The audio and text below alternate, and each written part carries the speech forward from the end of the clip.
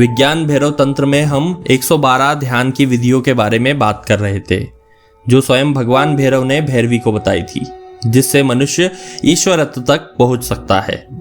आज हम ध्यान की विधि भाग 2 के बारे में बात करेंगे, यानी यह दूसरे नंबर की विधि है जिसमें भैरव शिव तत्व का विस्तार बताते हैं। प्राणों का अनंत में लीन हो जाना और वापस आ जाना इसके मुख्य बिंदु है।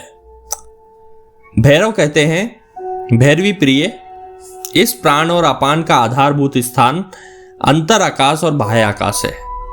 यह दोनों स्थानों से टकराकर या विलीन होकर वापस आता है। दोनों स्थानों से वापस लौटने से पहले यह थोड़ा ठहरता है। इसी को द्वदशांत कहते हैं। इस समय उसकी वृत्ति अंतर्मुखी हो जाती है। यह प्रतीत होता है कि प्राण और अपान कहीं खो गए हैं, विलीन हो गए हैं, उनका बोध ही नहीं होता। इसी स्थिति को योग शास्त्रों में कुंभक कहा जाता है। तंत्र इसे महादशा के रूप में वर्णित करता है।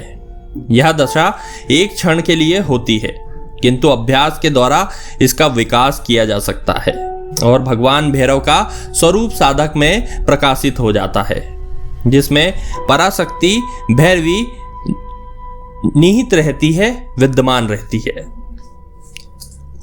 योग शास्त्रों के अनुसार हृदय स्थित कमल कोश, या वैज्ञानिक भाषा में हम कहें तो फेफड़ों का मध्य भाग, वहां से प्राण का उदय होता है।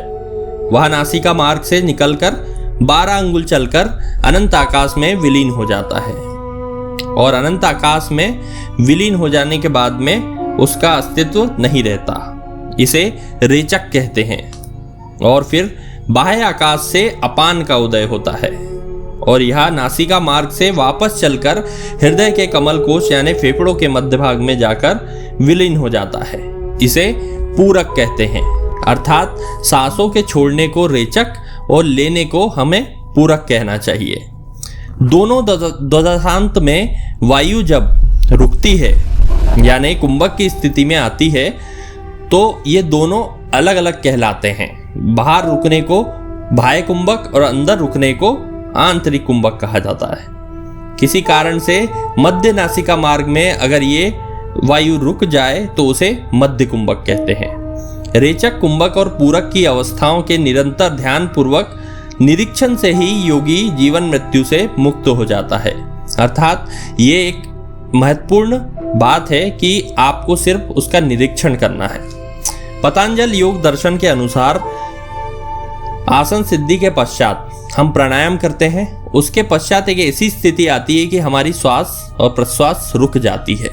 इसे ही ध्यान की स्थिति या समाधि की स्थिति या प्राणायाम कहा जाता है, जिसमें ईश्वरीय अवस्था के दर्शन होते हैं। योग वशिष्ठ में भी प्राणों के निरोध करने के उपाय बताए गए हैं, जिसके पश्चात ही मोक्ष, ज्ञान और ईश्वर प्राप्ति होती है। किंतु तंत्र का मार्ग बड़ा आसान होता है।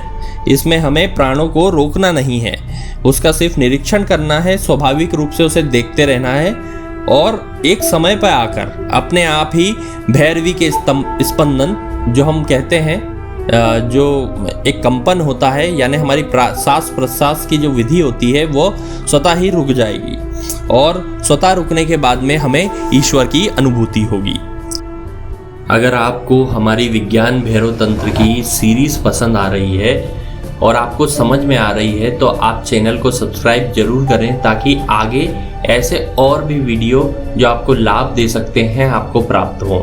और इसे सब्सक्राइब करें, लाइक करें, कमेंट जरूर करके बताएं कि कैसा लगा और उन लोगों के साथ शेयर जरूर करें जो ध्यान, कुंडली जागरण आदि विषयों में इंटरेस्ट रखते हैं।